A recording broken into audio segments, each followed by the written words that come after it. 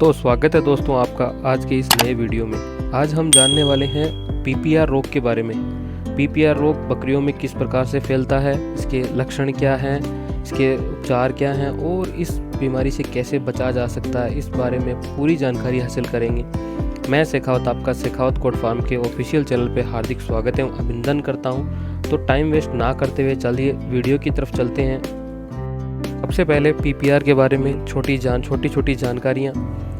इसका नाम PPR paste dash पेटेट्स ruminants इसको बोला जाता है, जिसे बकरियों की महामारी या बकरी प्लेग के नाम से भी जाना जाता है, जिसमें बकरियों और भेड़ों में बुखार, मुंह में घाव, छाले, दस्त, निमोनिया और अंत में मुंह से लार, आंखों में पानी आने लगता है। एक सर्वे की बात करें तो सर्वे के मुताबिक पीपीआर रोग से सालाना 10,000 करोड़ रुपए का नुकसान होता है। इसकी मृत्यु दर 50 से 80% तक होती है। तो एक नए फार्मर और एक नए गोट फार्म यदि आप शुरू करना चाहते हैं तो सबसे पहले इस बीमारी के बारे में जान लें। ये बीमारी सबसे खतरनाक बीमारी है। तो आइए चलते हैं इस बीमारी के बारे में थोड़ी मोटी जानकारी और हासिल करते हैं। यह एक विषाणु जनित वायरल बीमारी है। यह पैरामिक्सो नामक वायरस परिवार से एक वायरस है, मोरबिली वायरस, जिसका नाम है मोरबिली, इसके कारण से होती है। इस बीमारी से कई अन्य पालतू पशु और जंगली पशु भी संक्रमित होते हैं, लेकिन इसका मुख्य लक्ष्य भेड़ और बकरियां होती हैं। आइए जानते हैं पॉइंट नंबर 2 में कि बीमारी कैसे फैलती है, बीमारी किस प्रकार से फैलती है। सबसे अधिक बीमारी ये 4 महीने से लेकर 1 साल तक के बच्चों में फैलने के आसार रहते हैं। कुपोषण और परजीवियों ग्रसित भेड़ और बकरी के बच्चे होते हैं, जो उनमें भी अधिक संवेदनशील है। यह बीमारी ज़्यादा चांसेस उनमें होते हैं फैलने के, जो 4 महीने से लेकर 1 साल के बीच के हैं। कुछ कमज़ोर हैं, लेकिन किसी की रोग प्रतिरोधक क्षमता बहुत कमज़ोर है, तो उनमें ज़्यादातर इस बीमारी को फैलने के आसार बहुत ज़्यादा रहते हैं। नेक्स्ट, नज़दीकी स्पर्श एवं संपर्क से। जो रोग ग्रसित बकरी है, उसके संपर्क में यदि कोई दूसरी बकरी जाती है तो 100% चांसेस है उसके पीपीआर से ग्रसित होने के। बीमार पशु की आँख, नाक और मुंह के स्राव से या फिर मल में पीपीआर के वायरस पाया जाता है।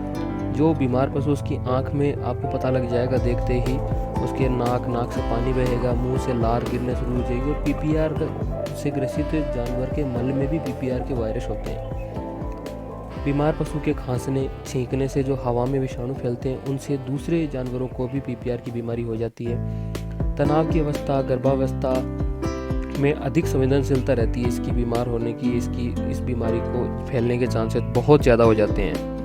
अभी इसके लक्षणों की बात करते हैं। प्रारंभ में सबसे पहले क्या होता है, इसमें बुखार आता है। जब बुखार आता है तो हम लोग ये समझते हैं कि ये वो क्या होगा कि जब बुखार आएगा तो बकरी ग्रुप से साइड में हो जाएगी। हम ये समझते हैं कि इसको सर्दी लगी है। एक्चुअली उसको सर्दी नहीं लगती, ये पीपीआर के लक्षण आने शुरू हो जाते हैं। बीमार बकरियों में गंभीर अवसाद, भूख की कमी, कम खाना शुरू कर देगी, छींक आने आती है, आँख और नाक से पानी देखा जा सकता है।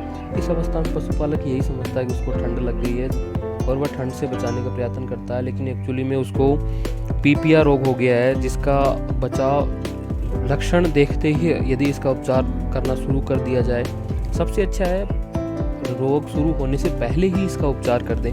बाद में इसके चांसेस 50 से 80% खत्म होने के ही हैं। जानवर आपका बचेगा नहीं, ये कन्फर्म हो जाता है। 2 से 3 दिन के बाद मुंह में छाले पड़ने लग जाते हैं। इसमें यदि बकरी बीमार है आपकी, उसके 2 या 3 दिन बाद आप देखेंगे उसको मुंह में छाले पड़ने लग जाते हैं, मुंह से सूजन और अल्सर बन जाते हैं और बकरी चारा खाना बंद कर देती है।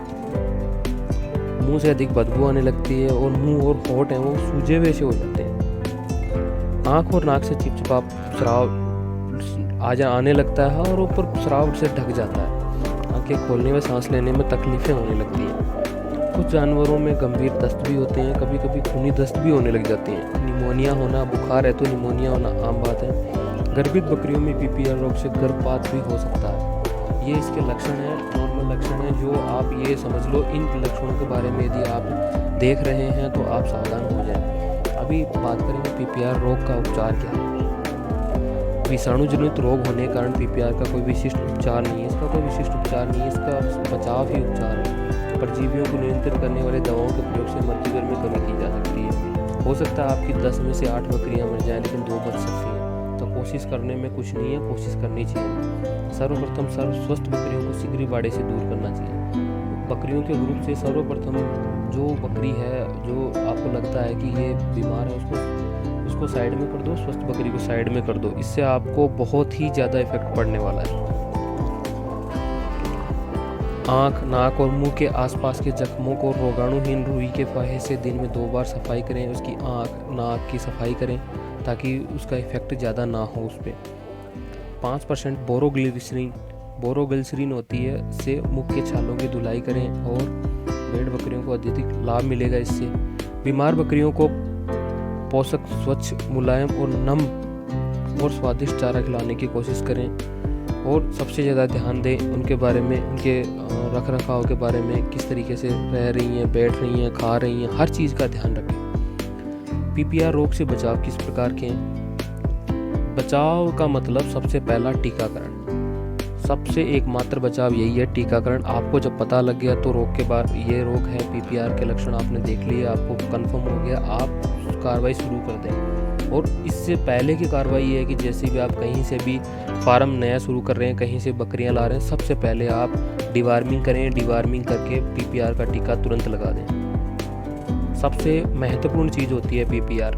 यदि आपने पीपीआर का टीका लगा लिया है तो बाकी का काम आप आगे अपने फार्म पे भी कर सकते हैं, लेकिन मेन चीज़ वो है जो कि पीपीआर है, वो आप किसी भी डीलर से आप बकरियां ला रहे हैं या फिर किसी फार्मर से ला रहे हैं तो उसके घर पे ही पीपीआर का कोशिश करें।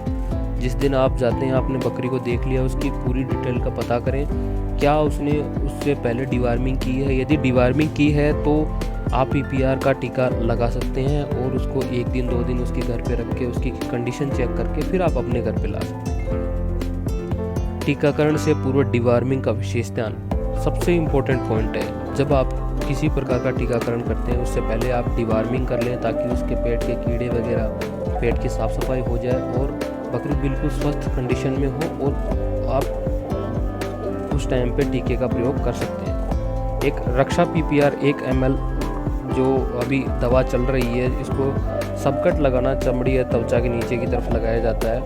आते ही आपने इसमें कोई डॉक्टरी मतलब पढ़ाई करने की ज़रूरत नहीं है। आप देख के वीडियो, यूट्यूब के वीडियोस देख के किस तरीके से लगाते हैं, आप आराम से टीका लगा सकते हैं। ये कोई इस टीके को सबसे अच्छी बात है, मांस में नहीं लगाना है, चमड़ी को ऊपर की तरफ खींचना है और चमड़ी के अंदर लगाना है, चमड़ी के नीचे त्वचा की तरफ लगा देना है।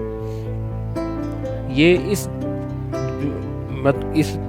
मेडिसिन को, इस टीके को आप 4 महीने की एज में लगा सकते हैं। उसकी वैलिडिटी 3 साल की होती है। टीकाकरण की अवधि से 3 वीक तक आप बकरी को परिवहन, खराब मौसम जैसी तनाव प्रदान करने वाली स्थितियों से अलग रखना है। आपको सबसे पहले इस बारे में पक्का ध्यान देना है। आपने इंश्योर किया है, पक्का इंश्योर करना है। आपने सोचना है कि हाँ, जिस बकरी को आज टीकाकरण हुआ है उसको मैं 4 से 5 दिन बिल्कुल मैं कहीं नहीं लेके जाऊँगा, अंदर ही खाना खिलाऊँगा और अंदर ही रखूँगा। उससे आपको बहुत फ़ायदा होने वाला है। तो मेरे द्वारा दी गई जानकारी में आपको किसी भी प्रकार की कोई कमी महसूस होती है तो कृपया कमेंट बॉक्स में ज़रूर बताएं। और आपको इस पीपीआर रोग के बारे में और भी नॉलेज है तो आप कमेंट बॉक्स में शेयर कर सकते हैं। जहाँ कहीं भी गलती होगी मैं उसको सुधारने की कोशिश करूँगा और अगले वीडियो में और अच्छा कंटेंट लेकर आऊँगा। थैंक यू, धन्यवाद।